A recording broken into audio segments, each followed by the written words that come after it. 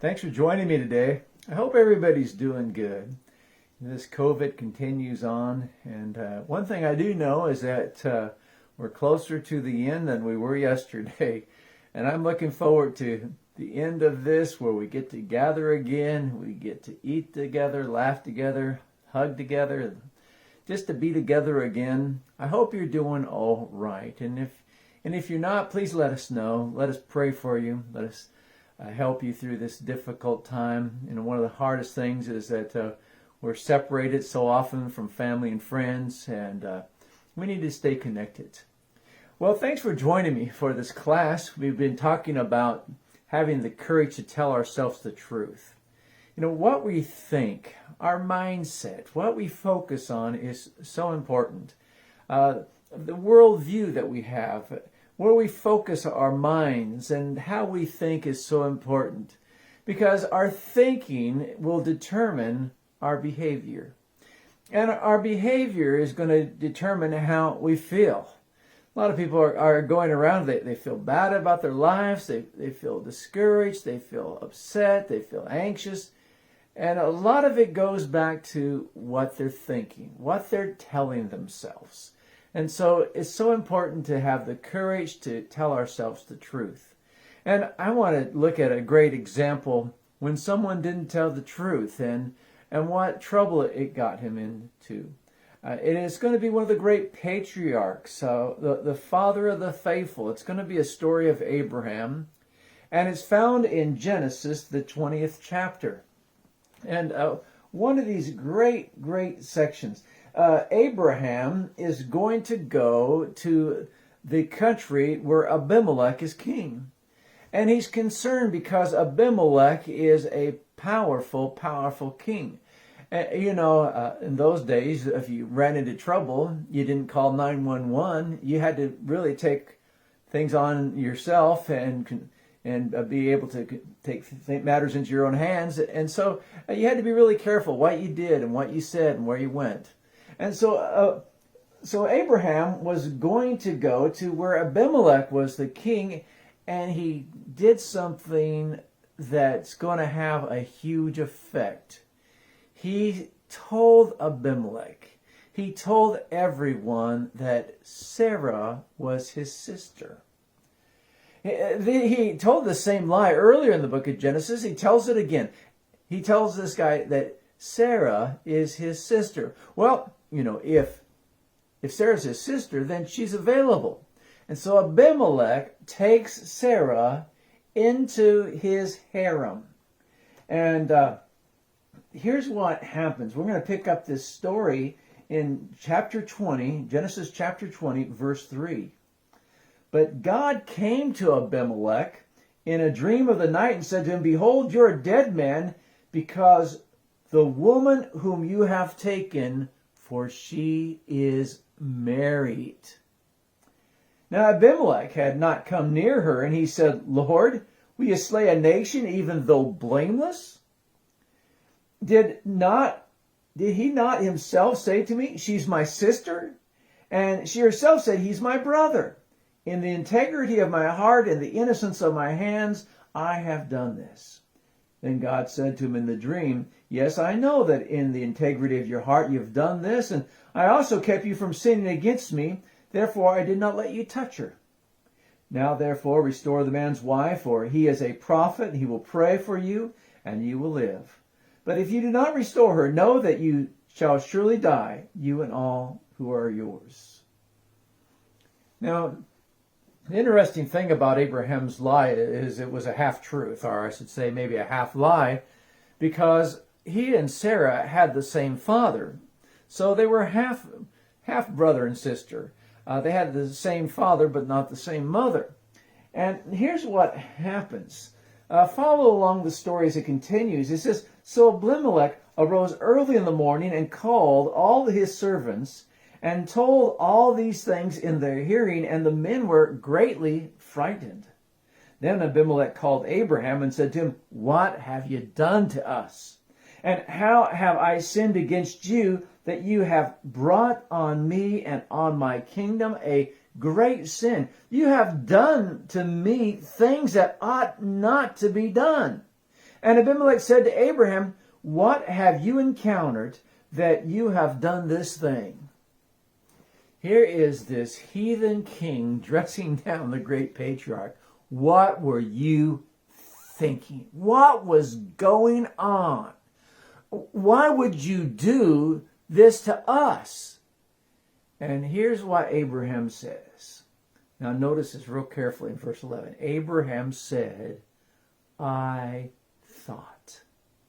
You see what was going on? It was in his mind. He says, I thought, surely there's no fear of God in this place, and they will kill me because of my wife. And then he added, besides, she actually is my sister, the daughter of my father, but not the daughter of my mother, and she became my wife. He says, oh, well, look, I had a reason. Here's my thinking. I was afraid. I thought you would kill me. And besides that, it wasn't a total lie. It was a half lie. Wow. Can you imagine the problems that would have happened if Abimelech actually had slept with Sarah and she became pregnant? No one would ever know the paternity for sure. They didn't have DNA tests back then. And Abraham was promised by God that Sarah would have a child with him and he would become this great descendant. All his descendants would come from him. And so this is a grievous thing to tell this lie. You know, we sell ourselves sometimes, well, live by your own truth. You know, live by your authentic self. What happens when your truth or your authentic self is a lie? What happens if you're not telling yourself the truth? See, that's what happened with Abraham. He was not telling himself the truth. He thought in his mind, well, these people will kill me. They don't care about me. They don't care what's going on. They're a bunch of pagans. They don't care. They'll just kill me. And it almost cost Abimelech and his family their lives. It almost ended up in a big fiasco, except for by the intervention of God. This story could have had another ending. But you notice that it began with his self-talk. His self-talk was not true. That was not true what he said to himself. It seems like this is somewhat the reason why we gossip. You know, we tell somebody, oh, you know, and it's just maybe a half-truth, a half-lie. And we tell something about somebody, and even if it was a full truth, we shouldn't be doing that. And you hear this half-truth, you hear this, and you know what, that sounds right. And you know what else? And by the time we're all done swapping our stories, I mean, this story really hums. I mean, it really comes to full life. It's walking on its own legs by now. The problem is, none of it's necessarily true. It all happened in our mind. This is what I'm thinking. It's a terrible thing to believe what you think. You know, our hearts are so deceptive. We can tell ourselves all kinds of things. And this is why God's Word is so important, because it's truth. And it helps bring us back in line to say, you know what, that's not true. Settle down. That's not going to happen. And that's what happened here. Abraham had to be told to settle down. Stop lying. Don't lie to yourself.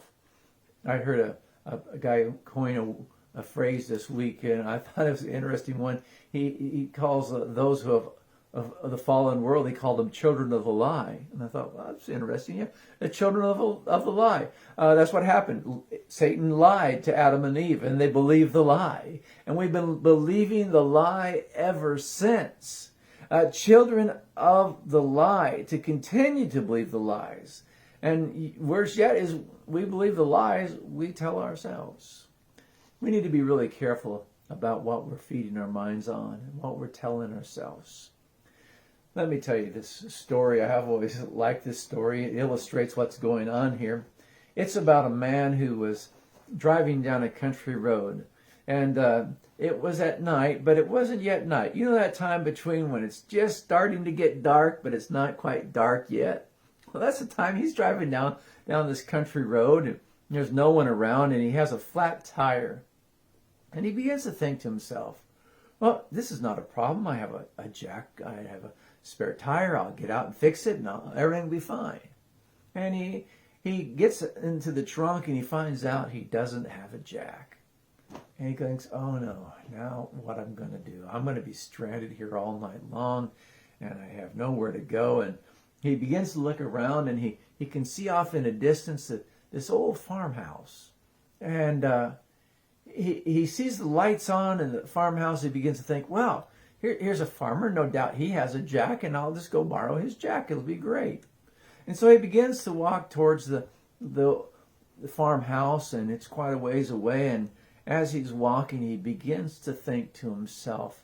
He begins to think, what if this guy doesn't want to loan me his jack? I mean, if he doesn't want to loan me the jack, I'm here stranded. I have nowhere else to go. I have no other recourse. What if he says, I don't loan my stuff out. I'll sell it to you. Or I'll rent it to you. What if he wants an exorbitant amount of money? I mean, what if he wants to take advantage of me? Here I am stranded. I'm by myself. It's dark. I have nowhere else to go. And, he's probably going to want a lot of money.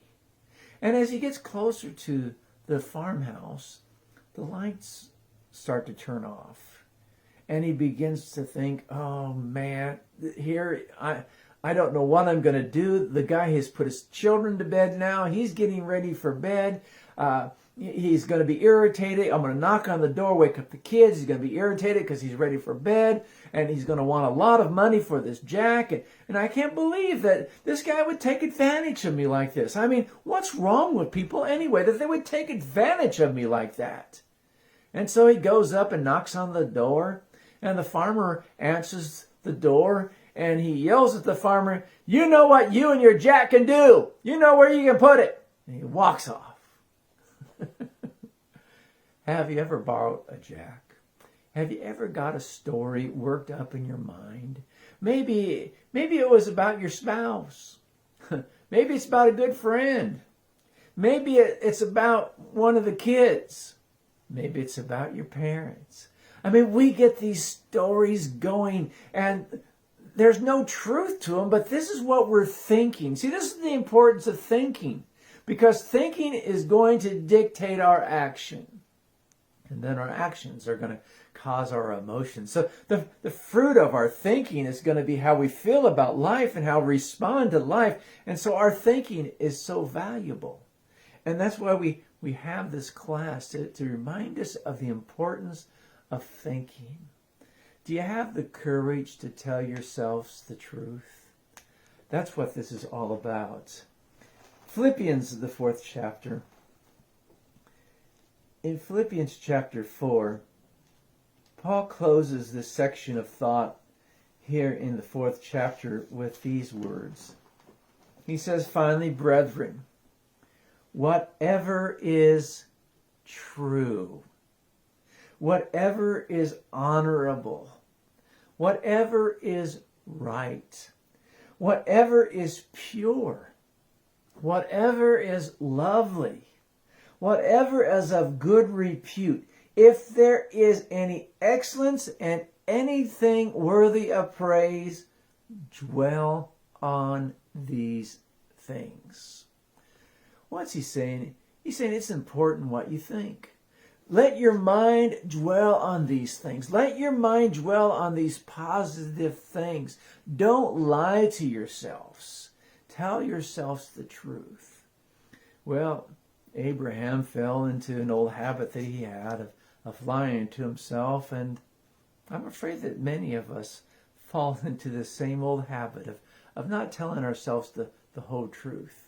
Life will be much easier when we have a worldview that includes God and that includes God's way of us living our lives and the way we think about our lives. To set our minds on things above and not on things below. To set on things that are good and pure and right. Things that are the truth. When our thinking and reality line up together, when what we think and reality are the same, you know what we call that? We call that truth. Be careful you don't lie to yourself. Well, I hope you never lie to yourself. I hope you have the courage to tell yourself the truth. Thanks for joining me today. I look forward to seeing you next week.